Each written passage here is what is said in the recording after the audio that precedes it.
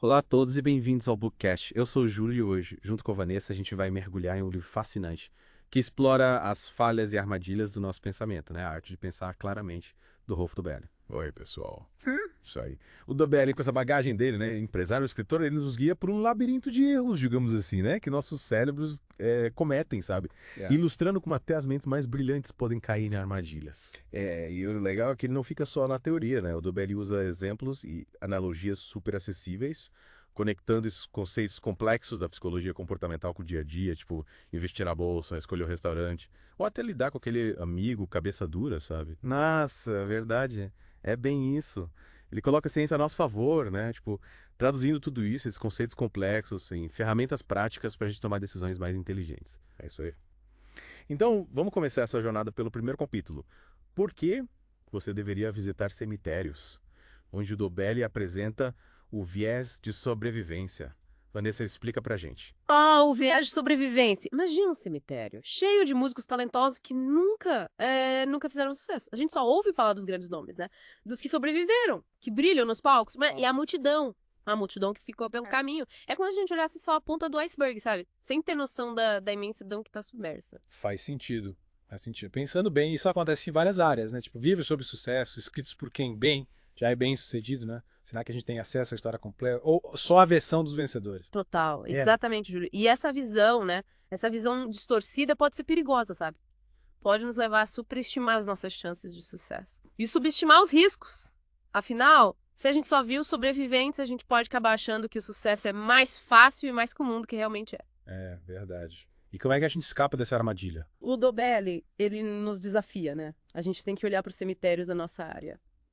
Para ter uma visão mais realista das chances de sucesso e fracasso, a gente tem que se perguntar quantos projetos, empresas, bandas, livros morreram no processo. É um convite a encarar o fracasso não como um tabu, né, mas como parte do processo, uma chance de aprender, recalcular a rota. É isso. E entender que o sucesso geralmente ele envolve talento, trabalho duro e, claro, uma boa dose de sorte. Sem dúvida. E no segundo capítulo, Harvard é uma universidade boa ou ruim? Não sabemos, o Dobelli mergulha na ilusão do corpo de nadador. Me explica essa, Vanessa. A ilusão do corpo de nadador. Aqui a gente confunde os critérios de seleção com os resultados, sabe? A gente olha para nadadores profissionais, com aqueles corpos esculturais, e pensa, nata te deixa assim? Mas, na verdade, a natação, ela seleciona pessoas com esse biotipo e não transforma ninguém magicamente em atletas perfeitos. Ou seja, a causa e o efeito estão invertidos. A gente acaba acreditando que uma ação leva a um resultado específico, quando na realidade a relação é oposta. Exato. E essa ilusão se aplica a várias áreas, né? Tipo, achar que Harvard é uma universidade top porque seus alunos viram figurões. Mas, e se Harvard simplesmente seleciona os mais brilhantes desde o início? Ou, sei lá, achar que modelos são lindos por causa dos cosméticos? Quando, na verdade, a beleza é pré-requisito para a profissão. Puxa, essa ilusão é poderosa. É como se a gente visse só o resultado final, sem entender o processo por trás. É. E essa falta de clareza pode nos levar a conclusões erradas, né? A gente pode tomar decisões baseadas em premissas falsas. O Dobelli nos alerta para essa armadilha, nos convida a questionar as relações de causa e efeito que a gente vê por aí. E a gente chega no terceiro capítulo, o efeito do excesso de autoconfiança, né? Onde o Dobelli explora a nossa mania de superestimar as nossas habilidades e conhecimentos. Lembra que ele usa um experimento do Nassim Taleb para ilustrar isso, né? Sim. O Taleb pediu para um grupo de pessoas estimar várias grandezas, tipo o comprimento do rio Mississippi. Com uma margem de erro, né? E o resultado? Quase metade errou a margem que eles estimaram, mostrando como a gente é propenso a ser super confiante, mesmo sem ter base para isso. E essa superconfiança pode custar caro, né? Principalmente em áreas como investimentos, empreendedorismo, onde a gente precisa tornar-se realista dos riscos. Imagina, sei lá, abrir um restaurante só com base no seu feeling de que vai ser um sucesso, sem levar em conta dados de mercado, concorrência, essas coisas. O Dobelli cita a alta taxa de fracasso de restaurantes como exemplo. E não é só no mundo dos negócios, né? Essa ilusão se manifesta em várias áreas. Tipo, quando alguém se acha o rei da cocada preta no relacionamento. Mas na prática, a história é bem diferente. É verdade. O Dobelli usa um exemplo engraçado. 84% dos homens franceses se consideram amantes acima da média. O que, estatisticamente, é impossível. Ou seja, a gente precisa de uma dose de humildade, realismo. Para não se sabotar, né? Questionar as nossas certezas. Estar aberto à possibilidade de errar. É isso aí. E buscar feedback honesto, de quem a gente confia, para ter uma visão mais clara dos nossos pontos fortes e fracos. Sem dúvida. No quarto capítulo, por que você deveria ignorar o passado? O Dobelli apresenta a falácia do custo recuperável, que nos faz agarrar decisões passadas, mesmo quando elas já se mostraram erradas, né? É como insistir em assistir um filme chato até o final, só porque já pagamos pelo ingresso, né? Exatamente. Ou, sei lá, continuar investindo em projeto que tá fadado a fracasso só porque já gastamos uma fortuna nele. A gente se apega ao que já foi investido, em vez de focar no que é melhor pro futuro. E essa armadilha mental, ela pode ser um freio de mão na nossa vida, né? Nos impedindo de tomar decisões racionais e de seguir em frente, quando necessário. Pensa num relacionamento que já não tá funcionando, mas um dos parceiros insiste em continuar, porque já investiu muitos anos. Ou uma campanha de marketing que não tá dando resultado, mas a empresa reluta em cancelar porque já gastou muito dinheiro. É difícil desapegar, mas às vezes precisa cortar as perdas e seguir em frente, né? O Dobelli nos incentiva a ter essa coragem, a focar nas decisões, que nos levarão aos melhores resultados no futuro, sem se prender ao passado. Afinal, o passado já foi. A gente não pode deixar que ele dite as nossas escolhas no presente. Verdade. No 5º capítulo, Reciprocidade, ele explora como a nossa tendência natural de retribuir favores pode ser usada para nos influenciar. Lembra que ele usa o exemplo dos Hare Krishnas, né? Sim, eles ofereciam flores nos aeroportos e depois pediam doações. Muita gente se sentia na obrigação de retribuir o gesto, né, mesmo sem querer a flor. É como se a gente ficasse em débito com a pessoa e quisesse se livrar daquela sensação, mesmo que isso significasse, agir contra os próprios interesses. E essa estratégia da reciprocidade não se limita aos Hare Krishnas, né? É usada no marketing, na política, em relacionamentos. Com certeza. Pensa em empresas que dão brindes para estimular as vendas. Ou políticos que trocam favores para conseguir apoio. A gente precisa estar atento a essa dinâmica, para não ser manipulado. O Dobelli nos incentiva a sermos mais conscientes das nossas ações e a não nos deixarmos levar pela obrigação de retribuir, principalmente quando isso vai contra nossos valores, nossos objetivos. É importante saber diferenciar gentileza genuína de manipulação e tomar decisões baseadas no que a gente realmente quer e não na pressão social. É isso aí. No 6º capítulo, fique atento quando ouvir a expressão caso especial. O Dobelli aborda o viés de confirmação, que nos faz buscar informações que confirmem as nossas crenças, ignorando as que as contradizem.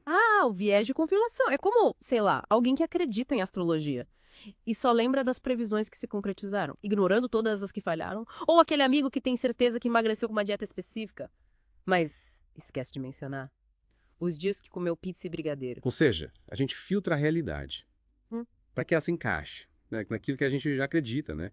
E isso pode nos cegar para a verdade. Totalmente. O Dobelli usa o exemplo do Charles Darwin, que, para combater esse viés, anotava imediatamente as observações, que contrariavam as teorias dele. Ele sabia que era preciso, se esforçar para registrar as evidências desconfortáveis, porque nosso cérebro tende a esquecê-las, naturalmente. Que dica valiosa. E como a gente aplica isso no dia a dia? A gente precisa ser mais crítico, né? Em relação às nossas crenças. Buscar ativamente evidências que as refatem. Estar aberto a mudar de opinião, quando necessário. Ter a humildade de reconhecer que a gente pode estar errado e que a verdade muitas vezes é complexa, desafiadora. Parece que esse capítulo é um convite pra gente sair da nossa zona de conforto intelectual, né? Com certeza. E no próximo capítulo a gente continua explorando o viés de confirmação, mas com foco diferente. A gente vai ver como essa armadilha mental, né, pode se manifestar em áreas como religião, política e investimentos. Fica ligado? Bem-vindos de volta ao Bookcast. Na primeira parte a gente explorou como os nossos cérebros, né, apesar de toda a sofisticação, podem nos levar a cometer erros de julgamento. E o mais intrigante é que esses erros, os viés cognitivos, eles não afetam só pessoas leigas, né? Mas também especialistas, acadêmicos, todo mundo. É como se a gente tivesse um ponto cego mental, que nos impede de enxergar as coisas com clareza. E a melhor forma de lidar com isso, né? Antes de tudo, reconhecer esses pontos cegos. Exatamente, Júlio. E é isso que a gente vai fazer agora. Mergulhando mais alguns capítulos do livro e vendo como esses vieses, né, se manifestam na vida real. Beleza. No 7º capítulo, Murder Your Darlings, o Dabi continua explorando o viés de confirmação, né? Mas dessa vez com foco em crenças arraigadas. É como se algumas ideias virassem queridinhos, sabe? Que a gente protege a qualquer custo, mesmo quando as evidências apontam para o contrário. É a nossa tendência, né? De buscar informações que confirmem as nossas crenças, mesmo que elas sejam baseadas em, achismos, superstições, achismos de especialistas, né?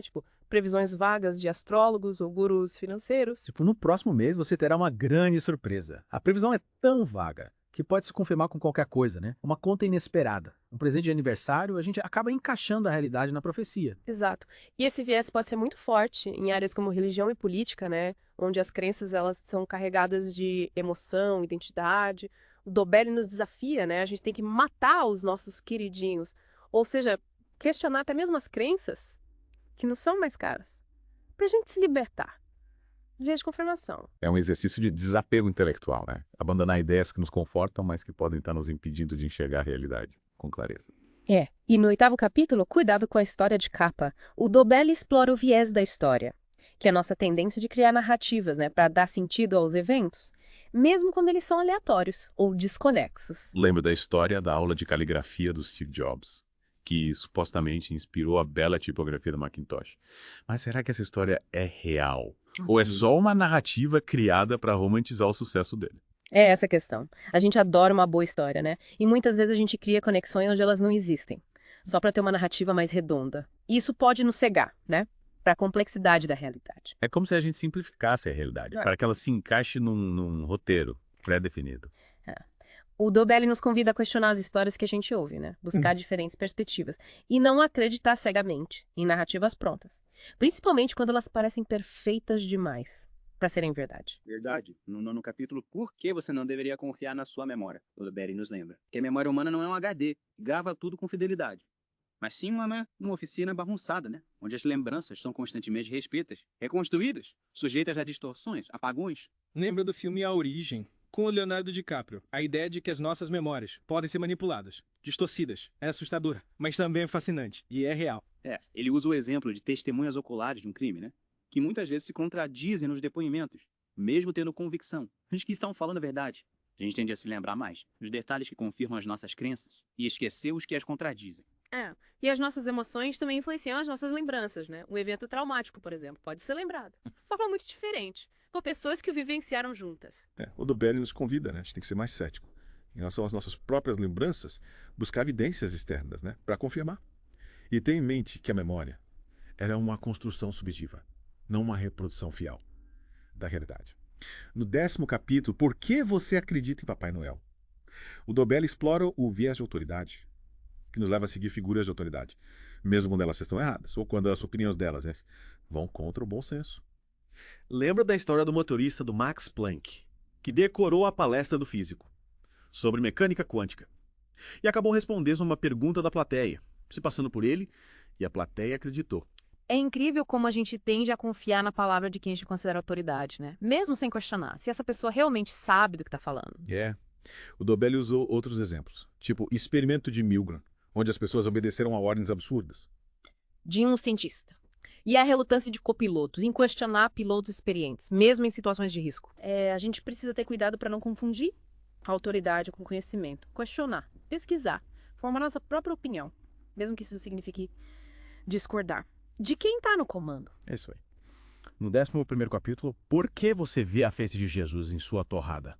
O Dobelli explora o viés de disponibilidade, que nos faz superestimar a probabilidade de eventos que são facilmente lembrados, né? Ou que recebem grande destaque na mídia. Tipo, ter medo de morrer num acidente de avião, né? Mesmo sendo estatisticamente mais provável, morrer num acidente de carro. Isso acontece porque a mídia dá muito mais destaque aos acidentes aéreos, que são eventos mais raros, Mas isso espetacular. é o impacto da notícia, né? Quanto mais a gente ouve falar de algo, mais a gente tende a achar que aquilo é comum. É perigoso. O Dobelli usa outros exemplos, tipo um medo de ataques de tubarão, que são extremamente raros, mas que, por causa da natureza dramática, né, recebem grande atenção da mídia. A gente acaba tendo uma percepção distorcida do risco real. Ele nos convida a sermos mais racionais, né? Em relação aos nossos medos, buscar dados, estatísticas, para avaliar os riscos reais. E a não se deixar levar por impressões superficiais, ou por notícias sensacionalistas. No 12º capítulo, Armadilhas, o Dobelli discute a ilusão do prognóstico, que é a nossa crença, né? De que a gente pode prever o futuro com precisão. Principalmente quando se trata de eventos complexos, tipo crises econômicas, resultados eleitorais, ou sei lá, o preço do Bitcoin daqui a 5 anos. E nos exemplos, como o colapso da União Soviética. O que poucos especialistas previram, né? Governas.com.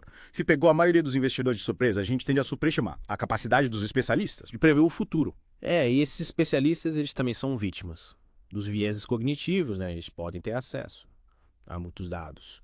Modelos sofisticados, mas no final das contas eles também são humanos. São sujeitos a erros de julgamento.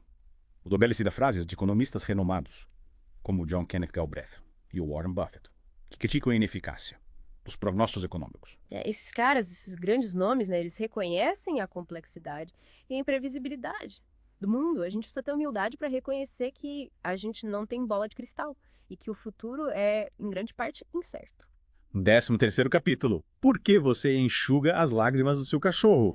O Dobelli apresenta a falácia da conjunção, que nos leva a acreditar que a combinação de dois eventos é mais provável do que a ocorrência de um único evento. Lembra do exemplo do Klaus, que se interessa por causas sociais e trabalha em um banco. A gente tende a achar mais provável que ele trabalhe em um banco, com uma fundação voltada para o terceiro mundo, do que em um banco qualquer. Mas estatisticamente é muito mais provável que ele trabalhe num banco qualquer, já que a combinação de dois eventos, trabalhar num banco e ser engajado em causas sociais, é sempre menos provável Do que a ocorrência De um único evento. trabalhar num banco. É como se a gente criasse uma história mais completa na nossa cabeça. E essa história nos parecesse mais plausível, mesmo sendo estatisticamente menos provável. A gente se deixa levar pela narrativa, em vez da lógica. O Dobelli nos convida a ter cuidado com essa armadilha, usar a lógica e a probabilidade para avaliar as chances de diferentes eventos, e não se deixar levar por narrativas que parecem plausíveis, mas que são estatisticamente improváveis. 14º capítulo. Por que você não deveria pagar seu advogado de acordo com as horas trabalhadas? O Dobelli explora a tendência super-resposta a incentivos, que mostra como as pessoas respondem a incentivos de forma previsível, mas muitas vezes exagerada, ou com consequências inesperadas. Ele usa o exemplo do governo colonial francês em Hanoi, que ofereceu uma recompensa por cada rato morto, entregue, coisa dada. As pessoas começaram a criar ratos para ganhar mais dinheiro. É a lei da oferta e da demanda em ação, né? Mas com um efeito colateral, meio bizarro, as pessoas elas se adaptaram ao incentivo, né? De uma forma que os legisladores não previam. Outro exemplo é a descoberta de ossos de dinossauro na China, onde a promessa de recompensa por cada osso encontrado levou os camponeses a quebrarem os ossos em pedaços para ganhar mais dinheiro. O tiro saindo pela culatra. O Dobelli destaca a importância de pensar nas consequências não intencionais de qualquer sistema de incentivos. A gente precisa ter em mente que as pessoas são criativas, né, e vão encontrar maneiras de maximizar os seus ganhos, mesmo que isso signifique, tipo, burlar um sistema ou causar danos no processo. No 15º capítulo, desempenho duvidoso de médicos, consultores, treinadores e psicoterapeutas, o Dobelli discute a regressão à média, que é a tendência dos resultados extremos voltarem para a média ao longo do tempo.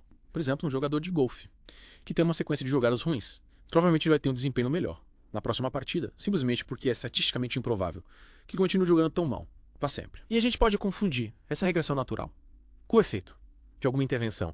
Sei lá, uma aula com um novo treinador, um tratamento com um novo medicamento. A gente atribui a melhora a um fator externo, quando na verdade ela pode ser só uma flutuação estatística. O Dobelli nos convida a ter cautela ao interpretarmos causa e efeito. Muitas vezes a melhora ou a piora que a gente observa, né? É só uma oscilação natural e não o resultado de alguma ação específica. No 16º capítulo, por que pessoas racionais não apelam à razão? O Dobelli explora a tragédia dos comuns, que mostra como a busca individual, pelo próprio interesse, pode levar à destruição de um recurso compartilhado. Ele usa a analogia de um pasto comunitário, onde cada camponês, buscando maximizar seu lucro, acaba colocando mais gado do que o pasto suporta, levando à degradação e, eventualmente, à ruína de todos. É uma metáfora poderosa, para os problemas que a gente enfrenta hoje. A exploração predatória dos recursos naturais, a poluição, as mudanças climáticas. A gente precisa ter consciência de que as nossas ações individuais, elas têm impacto no coletivo. E que a busca desenfreada, pelo lucro individual, pode levar à destruição do bem comum. No 17º capítulo, não se apegue às coisas. O Dobelli discute o efeito dotacional, que nos faz supervalorizar as coisas que a gente possui. Simplesmente. Porque as possuímos. Lembra do exemplo do carro usado, que ele comprou por um preço abaixo do mercado e que logo em seguida se recusou a vender por um preço muito mais alto. Ele se apegou ao carro, mesmo que vendê-lo fosse a decisão mais racional do ponto de vista financeiro. É como se a gente criasse um vínculo emocional, com os nossos bens materiais. E esse vínculo ele nos impede de fazer escolhas racionais. O Dobelli nos convida a questionar esse apego, pensar no valor real das coisas e a não se deixar levar pela sensação de posse. No 18º capítulo, por que os prêmios se tornam cada vez maiores? Dobelli explora a negligência com a probabilidade, que mostra como a gente é péssimo, em avaliar probabilidades, que nos leva a tomar decisões irracionais, tipo jogar na loteria. A gente se seduz pelo prêmio milionário, mas ignora a probabilidade ínfima de ganhar.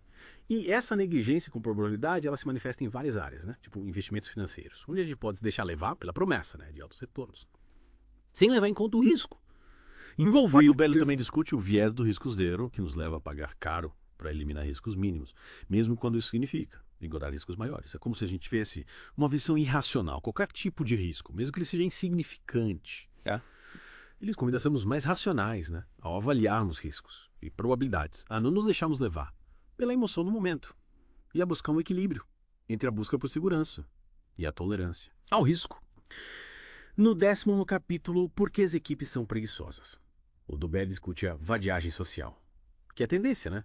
Dos indivíduos se esforçarem menos quando trabalham em grupo do que quando trabalham sozinhos. Ele usa o exemplo de um experimento com homens puxando uma corda, mostrando como a força individual diminuía, né? À medida que o tamanho do grupo aumentava. É como se a gente se escondesse no grupo, né? Pensa, né?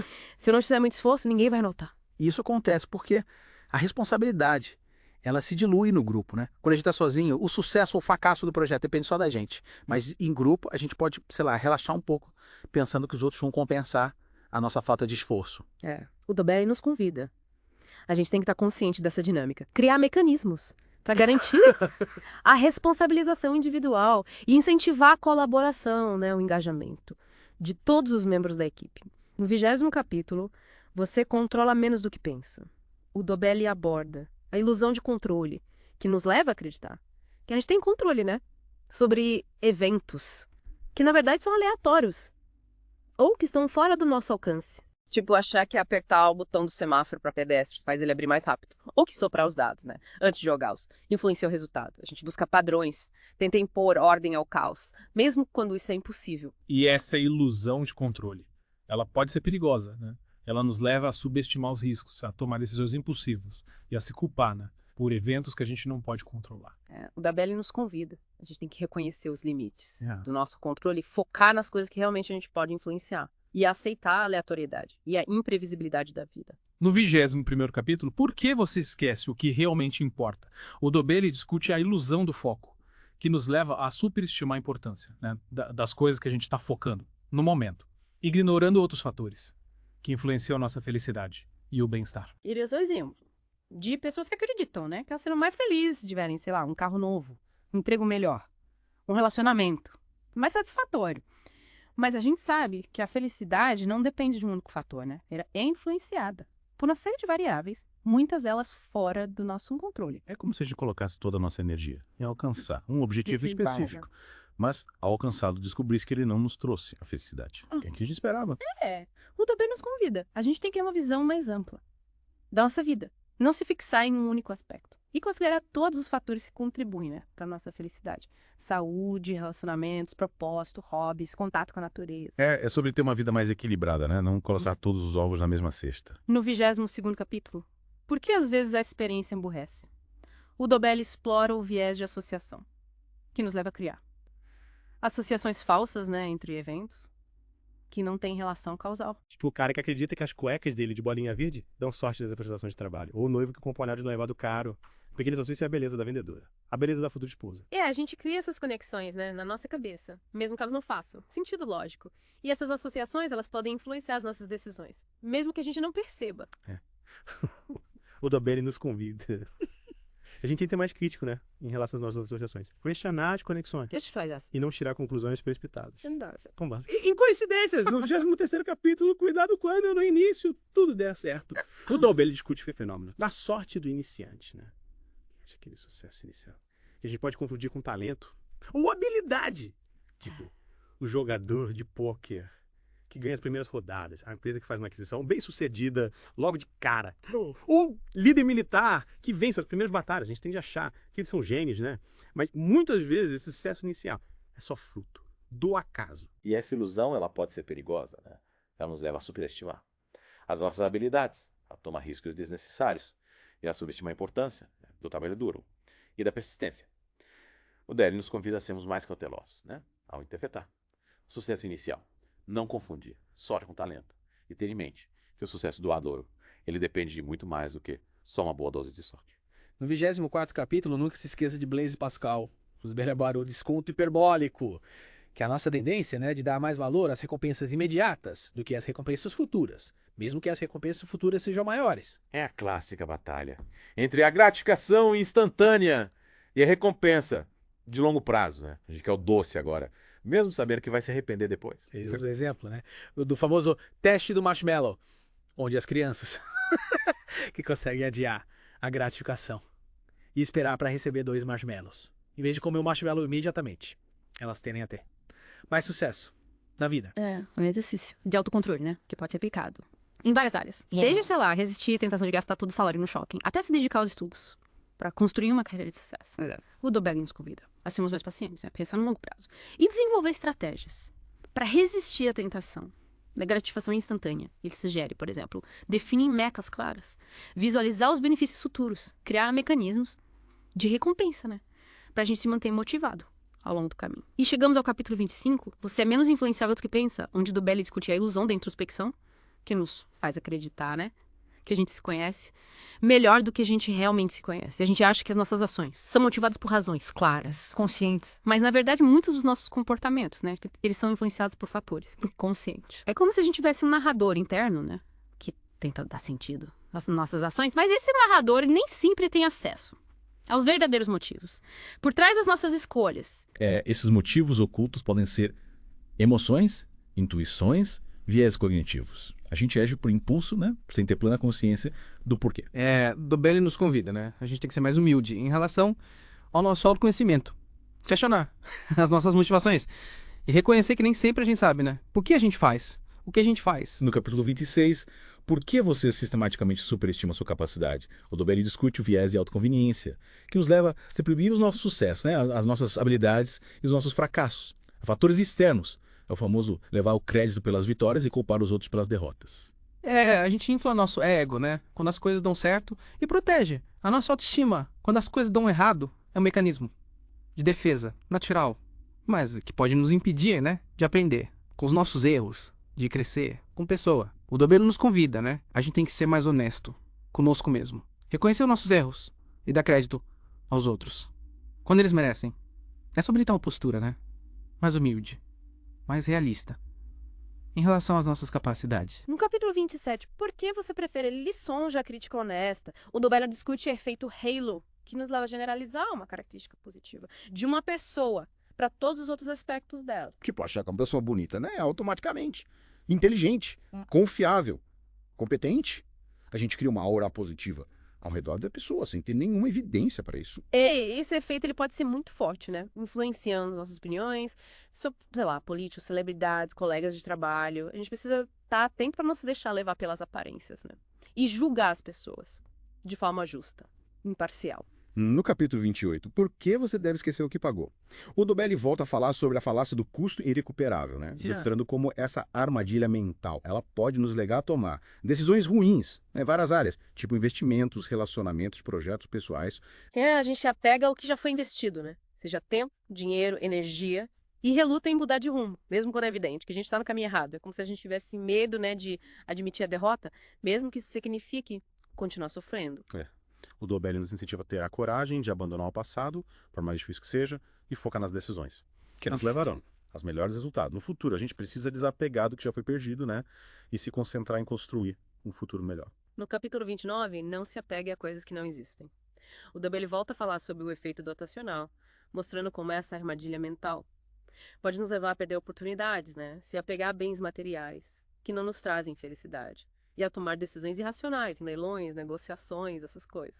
É como se a gente criasse uma ilusão de valor, né? Em torno das coisas que a gente possui. Simplesmente. Porque as possuímos. O Dobelli nos convida a ter uma postura mais desapegada, né? Em relação aos nossos bens materiais. Pensar no valor real das coisas e não se deixar levar pela sensação de posse. No capítulo 30, por que você paga caro demais pelo que é raro? O Dobelli discute o viés da escassez, que nos leva a dar mais valor, né, a coisas que são raras ou difíceis de obter, mesmo que elas não sejam, necessariamente, melhores. É o famoso efeito da edição limitada, né? A gente se sente atraído, né? Por produtos que são escassos, mesmo que a qualidade seja a mesma, de produtos mais comuns. E essa atração pela escassez, né? Pode nos levar a pagar preços exorbitantes por coisas que não valem tanto assim. É como se a gente associasse a escassez à qualidade, né? Como se fosse algo ser raro, o tornasse automaticamente melhor. O Dobelli nos convida a sermos mais conscientes, né, desse viés. A não se deixar levar pela escassez artificial e avaliar o valor real das coisas, né? Antes de tomar uma decisão de compra. No capítulo 31, por que você não consegue evitar apostar contra o melhor jogador de tênis? O Dobelli discute a falácia do jogador e nos leva a acreditar, né, que eventos aleatórios, tipo o resultado do jogo de cara ou coroa, ou o giro de uma roleta, eles são influenciados por eventos passados. É como se a gente achasse que a roleta ela tem memória, né? E que se a bolinha caiu no vermelho, sei lá, várias vezes seguidas, é mais provável que ela caia no preto na próxima rodada. Mas a realidade é que cada rodada ela é independente, né, das anteriores. E a probabilidade da bolinha cair em cada cor é sempre a mesma. A gente busca padrões, né? E tenta impor ordem ao caso, mesmo quando isso é impossível. E essa busca por padrões, né? Pode nos levar a tomar decisões ruins, tipo continuar apostando num número que está atrasado, ou acreditar que uma sequência de vitórias no cassino, né? É sinal de que a gente está com sorte. O Dabeli nos convida a entender a natureza aleatória, né, de muitos eventos, a não buscarmos padrões onde eles não existem e não basear as nossas decisões em crenças supersticiosas. No capítulo 32, por que você se deixa enganar por uma camisa social? O Dobelli discute o efeito ancoragem, né, que nos leva a se basear em uma informação inicial, a âncora, para a gente fazer as nossas estimativas, mesmo que essa informação seja irrelevante. Lembra do exemplo do vendedor de carros? Que ao apresentar um modelo, ele menciona primeiro, né, um preço alto. Esse preço alto ele serve como âncora e faz com que o preço real do carro, né, ele pareça mais baixo em comparação. E essa âncora, né, ela pode ser qualquer coisa. Um número que a gente viu no anúncio, uma opinião que a gente ouviu, de um amigo, um valor que a gente estava esperando. A gente se ancora nessa informação inicial, né, e usa ela como base para as nossas estimativas, mesmo que ela não tenha nenhuma relação com a realidade. O Dabeli nos convida a estarmos conscientes, né, desse efeito, questionar as informações que a gente recebe e buscar diferentes perspectivas antes de tomar uma decisão. E com isso, né, a gente chega ao final da segunda parte da nossa análise de arte de pensar claramente. A gente viu como os vieses cognitivos, né, que são como pegadinhas que o nosso cérebro nos prega, podem nos levar a tomar decisões irracionais, mesmo quando a gente tem as melhores intenções. Esse aí. Na próxima e última parte, né, da nossa conversa, a gente vai discutir as lições finais que Dobelli nos deixa e como a gente pode aplicar esses conhecimentos, né, para melhorar a nossa vida em diversos aspectos. Até lá. Bem-vindos de volta ao VuCast. Nas últimas duas partes, a gente explorou, né, as fascinantes e às vezes frustrantes armadilhas do pensamento que o Rolf Dobelli desvenda em Arte de Pensar claramente, esses vieses cognitivos, que são como, sei lá, atalhos mentais, programados nos nossos cérebros. Eles podem nos levar, né, a tomar decisões irracionais, mesmo quando a gente tem as melhores intenções. É verdade. Mas, como Dobelli lembra, né, o simples fato da gente estar ciente desses vieses já é um grande passo para a gente se proteger deles. Afinal, a gente não pode combater um inimigo que a gente não conhece, né? É isso aí, Vanessa. E nesta terceira e última parte do nosso mergulho, né, em Arte de Pensar claramente, a gente vai discutir as lições finais que o Dobelli nos deixa e como a gente pode aplicar esses conhecimentos, né, para melhorar a nossa vida, em diversos aspectos. No capítulo 33, por que você deve levar consigo um caderno de apontamentos, o Dobelli destaca a importância, né, de registrar as nossas ideias, observações, decisões. Me explica melhor essa, Vanessa. A memória humana, Júlio. Ela é falível, né, sujeita a distorções, esquecimentos. Um caderno de apontamentos ele pode nos ajudar a ter um registro mais preciso, né, mais objetivo do que a gente pensa, do que a gente faz. Imagina que você está tentando entender. Por que você está sempre estressado, né? Anotar os seus pensamentos, os seus sentimentos ao longo do dia. Pode revelar padrões que você não perceberia de outra forma. Interessante. Registrar as coisas pode nos ajudar, né, a ter mais clareza sobre nós mesmos, sobre as situações que a gente enfrenta. É isso. E essa prática, né? Essa prática simples, ela pode nos ajudar a identificar padrões, né, no nosso comportamento, reconhecer nossos erros e tomar decisões mais conscientes, né, mais racionais. No capítulo 34, a lista de verificação contra erros de pensamento. O Dobelli nos presenteia, né, como uma ferramenta prática para a gente aplicar os conhecimentos que a gente adquiriu ao longo do livro. Ele lista uma série de perguntas que a gente deve se fazer antes de tomar qualquer decisão. Importante, né, Júlio? É como se fosse um checklist, né? Para evitar que a gente caia nas armadilhas dos vieses cognitivos. Por exemplo, quais informações eu estou ignorando? Estou me deixando levar pela emoção? Estou superestimando minhas chances de sucesso? Essa lista de verificação é como se fosse um antídoto, né, contra os erros de pensamento, nos ajudando a ter mais clareza, né? Objetividade, racionalidade, na hora das decisões. Sem dúvida. Uma ferramenta poderosa, né? Para a gente aplicar o que a gente aprendeu. Com o Dobelli. E tomar decisões mais inteligentes. E no capítulo 35, pensando claramente, o Dobelli faz uma síntese, né, das principais ideias do livro. E destaca a importância, né, de a gente ter uma mente crítica, questionar as nossas crenças e buscar a verdade. Acima de tudo, ele nos lembra, né, Júlio, que o pensamento, claro, ele não é um dom inato, mas sim uma habilidade que pode ser aprendida e desenvolvida com prática, com esforço, com qualquer mão. A mente ela precisa ser exercitada para se fortalecer. E ao cultivarmos essa habilidade, né, a gente pode tomar decisões mais eficazes, evitar erros, alcançar os nossos objetivos e viver uma vida, né, mais plena, mais satisfatória, com certeza. E é importante a gente lembrar, né? Que essa jornada, ela nunca termina aqui. É uma processo contínuo, né? De autoconhecimento, de fechamento e de busca por uma mente mais crítica, mais racional. É isso aí. E assim, chegamos ao final da nossa análise de arte de pensar claramente. Que jornada fascinante. Esperamos que esse mergulho, né, nos ensinamentos do Rolf Dobelli, tenha despertado em você, cara ouvinte, a vontade de conhecer melhor seus próprios processos mentais, de identificar seus pontos cegos e de cultivar o hábito de pensar, né, com mais clareza, com mais objetividade. Afinal, a arte de pensar claramente, ela não é só uma questão acadêmica, né, mas sim uma ferramenta essencial para a gente tomar melhores decisões, alcançar os nossos objetivos e viver uma vida mais plena, mais significativa. E nunca se esqueça, ter consciência, né? São os nossos viés cognitivos. Já é um grande passo para evitar que eles nos sabotem. Convidamos você a continuar explorando os temas, né, abordados neste livro. Aplicar as lições aprendidas, né, na sua vida. Compartilhar suas reflexões. Nas nossas redes sociais. Até a próxima.